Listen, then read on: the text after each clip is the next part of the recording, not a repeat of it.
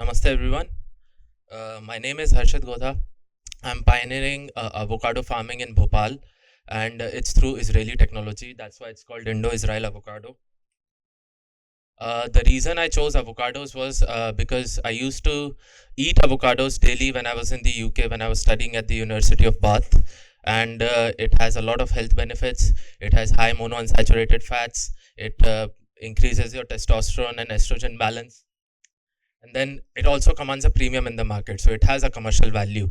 And I realized that India would jump on the avocado trend eventually, so I went to Israel in 2017 and learned about avocado farming at a farm in kibbutz Magan.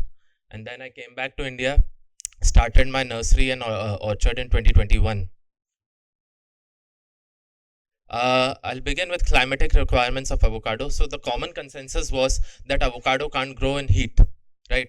But Israel is growing avocados at 45-degree temperature. So how they did it is because they have crossbred certain varieties that are derived from the dominant one, Haas, and they are growing it in semi-arid alkaline soils. So that's because they have developed rootstocks as well. Uh, Avocado in India, I'm growing it in Bhopal, and the temperature goes up to 45 degrees Celsius, and it's growing fine. The avocados that were kept outside is a lamb Hass variety. It's a black skin variety identical to Hass, and it commands very premium prices in the market. It cannot grow in temperatures where the temperature exceeds around for 47-48 degrees. So Rajasthan and some areas of Kerala where it's tropical climate. So if the temperature doesn't go below 18 degrees during winters, then also it won't flower. So you'll have the vegetative growth, but not the sexual growth. Soil type. So EC has to be less than 2. pH has to be between 6 and 8. Sodium absorption ratio should be below 4.5, and chloride should be below 300 ppm. Texture, it can grow on variety of texture if you choose the right rootstock. So I'm working on 7 varieties. In this picture you only see 5, but I also have 2 more varieties. Haas is the dominant one. I'm not too focused on Haas in the regions that I'm growing it, but some of my customers from Northeast India or South India, they have bought Haas avocado plants from me. I'm more focused on Lambhas, Pinkerton, Ettinger, and Reed. So these are two. Lambhas is black skin, the rest 3 are green skin, and they can tolerate high temperatures. Avocado rootstock. This is the reason I import plants from Israel, because India does not have commercial avocado rootstocks yet, and Israel has developed rootstocks that can give you high yields, can tackle alkaline problems in the soil, and you can plant it in high to medium density. So I have 4 rootstocks that I'm working on: Degania, Ashdod, Zephyrin, and Fairchild. This is my nursery. It's a hydroponic nursery. I've supplied all the planting material is imported from Israel. I've supplied to around 15,000. I've supplied 15,000 plants to around 14 states in India.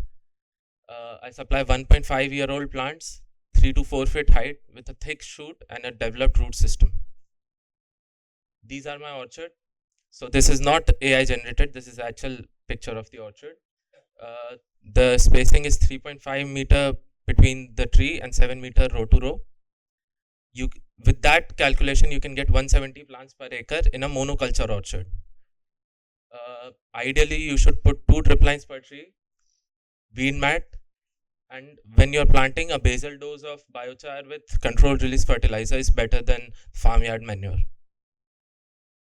For fertigation, I have created a fertigation course along with 2 Israeli experts, Hedva Pierre Avishai and Lior Avishai. It has lectures in English and Hinglish. It has downloadable PDFs and case studies of my farm. So it will help you design your own fertigation plan for the next 5 years if you plan on going into avocado farming. Pest and disease management. So this is a critical issue. One of the most common problems in avocado is Phytophthora. So either you use Phytophthora resistant rootstock, or you use a new fungicide called oxythiopyprolin. So this is available in India in some places, but it's a bit hard to find. Then you have anthracnose. So for anthracnose, I've seen that in my orchard. This is my fruit, Pinkerton, that I'm holding in hand. If you use copper hydroxide, azoxystrobin, and prochloras, it can be tackled as well. I've seen false codling moth in Himachal Pradesh at one of my customers' orchard. I don't yet know the solution to it, but I'm trying to find it on Google Scholar. Profit and loss. So currently my plants are imported from Israel. That's why the plant price is around 2,500 rupees each. But from next year onwards, I'll start producing plants in India. So that price would go down. So with that calculation, you'll have 5 to 6 lakh rupees investment cost initially, 50 to 60,000 rupees per acre per year running cost. And if we look at the revenue, and the revenue 6 tons per acre you can generate, but if you fertigate it right, and if you follow all the good agricultural practices, the current market rate is around 200 rupees per kg wholesale. That would give you 12 lakh rupees an acre. But not all of your fruit is going to be perfect. Some of it is going to get wasted. So I think 9 to 10 lakh rupees net is something that you can generate. I'm expecting my first commercial avocado harvest next year. So far that I have received in my orchard is around 3 to 4 quintals, but that is because the orchard is too young. It's only 2.5 years old now. Next year I'll have my first commercial avocado orchard. That's it for my presentation. Thank you so much. If you have